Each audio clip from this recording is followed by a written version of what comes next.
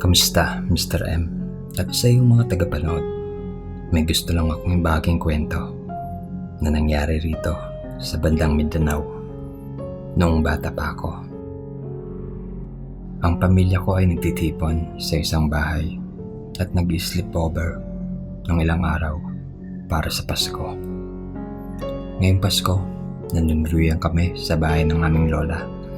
Ilang araw bago pa ang Pasko, lumabas na ang mga nakakatanda para mamili. At dahil hindi pa dumarating ang ilan sa aming mga kamag-anak, ilan lang kami naiwan sa bahay. Ako, ang pinsan kong si Brad, at ang kanyang nakabatang kapatid na si Ellie, at ang aking nakabatang kapatid naman na si Jack. Dahil walang mga nakakatanda sa paligid, nagkakasiyahan kami sa paglalaro sa loob ng bahay at pagiging maingay. Habang dumidilim, nasa kusina si Brad at naghahanda na ng pagkain o merienda para sa amin. Ngunit habang naglalaro ako sa sala, nagulat ako nang makita ko yung pinsan ko na si Tom. Ngunit nakadapa siya sa likod ng Christmas tree, parang naglalaro ng tagu-taguan. Sinubukan ko siyang batiin at tanungin kung nasaan ang kanyang pamilya, ngunit hindi siya sumasagot. Ang ginawa niya lang ay tumitig sa akin mula sa likod ng puno, marahil siguro sa mga ilaw ng Christmas tree. Ngunit may kung anong bagay sa kanyang muka ang nagpakaba sa akin. Parang masyadong madilim ang kanyang mga mata. Tinanong ko ulit siya tungkol sa kanyang pamilya, ngunit hindi siya nasagot. Ang ginagawa niya lang ay ngumiti. Ngiting parang nangiinis.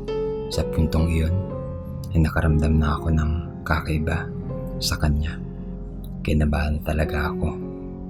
Gumawa ako ng dahilan para tawagin ko ang iba at dali-dali akong pumunta sa pinsan ko. Habang naglalakad ako ng mabilis at papasok sa silid kung saan naglalaro si Jack, narinig namin ang sigaw ni Ellie. Bumalik kami sa living room doon sa may Christmas tree at natagpuan namin si Ellie. Nang tanongin namin kung ano ang nangyari, sinabi niyang nakita niya si Tom na nakadapa sa tabi ng Christmas tree. Sinabi niya, sinubukan niya itong matiin, ngunit ang ginawa lang nito ay tumingin. Tinignan siya nito na may nakakatakot sa muka. Sumagot ako, nakita mo rin ba si Tom? At doon na sinabi sa amin ni Jack na nakita niya rin ito sa paligid ng bahay kanina. Sinabi ni Jack na bumubulong siya, ngunit hindi niya talaga marinig ang sinasabi nito. Pagkatapos na marinig iyon, pumunta kami lahat sa kusina para makita si Brad na naka-earphone. Nang sabihin namin sa kanya ang nangyari, hindi siya naniniwala sa amin. Ngunit habang nagsisimula kaming magtalo, bigla kami nakarinig ng isang boses mula sa madilim na kwarto. Parang isang maliit na bata ang nagsasalita. Ngunit sa halip na sabihin ang buong pangungusap, bumubulong siya at nagsasabi ng, Laro tayo. Kamusta kayo? Kain tayo? Tara, halika. Rito. Dahil sa takot, pumasok kami lahat ng mabilis papunta sa kwarto ni Lola. Nilak namin ang pinto at nanatili roon. Nang makita ko kung gaano kabado si Brad, lalo kong kinabahan. Ganoon rin si Ellie. Pero sinabihan kami ni Brad na magdasal na lang. Walang cellphone sa oras na iyon para matawagan ang aming magulang. Kaya ang nagawa lang namin ay maghintay sa mga nakakatanda. Pagkalipas ng ilang minuto, ay narinig kami kaluskos sa pinto ng kwarto. Mayroong pusa si Lola, pero nang tawagin namin ito, walang mayaw. Pero nakarinig ulit kami ng mga ungol at lumalakas ang kaluskos. Mas linakasan pa namin ang naming pagdadasal para matabunan ang kaluskos sa pinto. Hindi pa nagtagal, ang ungol at kaluskos ay tumigil na. Pero hindi kami lumabas ng kwarto hanggang sa makauwi ang mga nakakatanda. Matapos namin sabihin sa mga nakakatanda ang nangyayari, nagalit sila sa amin. Sinabi nila na kung pag-uusapan namin itong muli, hindi namin matatanggap ang aming mga regalo sa Pasko. Kalaunan ay nalaman na namin na namatay na pala si Tom sa isang aksidente. Ilang linggo na ang nakakalipas at nagpasya ang mga nakakatanda na wag na itong sabihin sa amin hanggang sa pagkatapos ng Pasko. Si Brett lang pala nakakaalam. Inakala ng mga nakakatanda na nasabi niya na ito sa amin. Kaya nataranta kaming lahat. Kalaunan nagpatuloy ang Pasko gaya ng dati. Ang pagkakaroon ng maraming tao sa bahay ay nakatulong sa amin na makalimot sa mga pangyayari.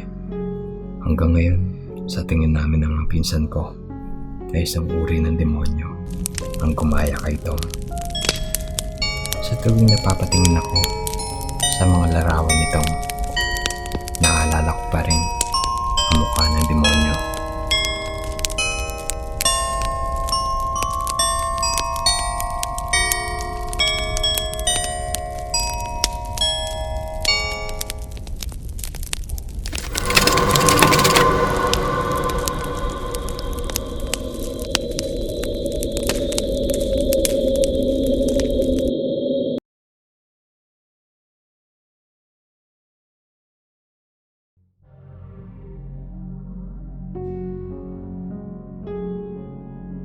Hi po, Mr. M. Gusto ko lang pong magbahagi ng aking nakakatakot na karanasan sa aming paaralan. Tawagin niyo na lamang po ako sa pangalang Cry. Noong bata pa po ako, nangyari ito. Mga 7 o 8 taong pa lang ako noon. May nangyari sa kapatid ko sa paaralan noong naiwan niya ang kanyang ID sa banyo. Nagbihis kasi siya roon para sa gagampanan na roleplay at monologo.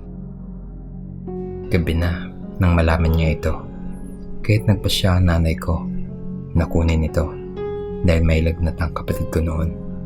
Sumama ako dahil mamas boy ako nung bata pa ako. Nang makarating kami sa paaralan, naglakad kami patungo sa mga banyo. Malawak ang daan, sapat para sa maraming estudyante na maglalakad nang hindi magkakabanggaan.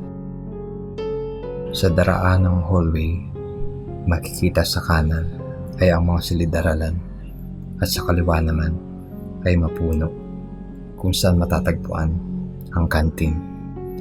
Medyo nakakatakot dahil gabi na at kami lang ang naglalakad.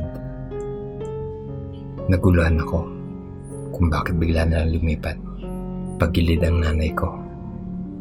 Nasa bandang kaliwa ko naglalakad na ang gilid ay kakauyan, kaya nagtaka ako nung bigla na lang itong lumipat pakaliwa.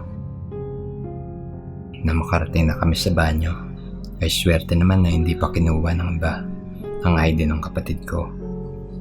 Pagbalik namin sa hallway, sobrang ingat na ng nanay ko sa akin at ayaw niya na ako mapalakad sa kaliwa na ang gilid ay silid-aralan. Ligtas kami nakauwi at doon niya lang nasabi sa akin na naalala mo yung lumipat tayo pakanan kung saan makikita yung kantin. Meron kasi ako naririnig nakakaibang ingay, parang may naglalakad kasabay natin. Nakakakaba at nakakatakot kasi walang ibang tao roon maliban sa mamang guard, at hindi naman siya yun dahil kakalabas lang niya sa kanyang guardhouse. Pero mas natakot ako nang sabihin ng nanay ko na parang nag-iba yung yabag ng paglalakad nang pakinggan niya ito muli. Kasi raw parang naging lakad ng isang aso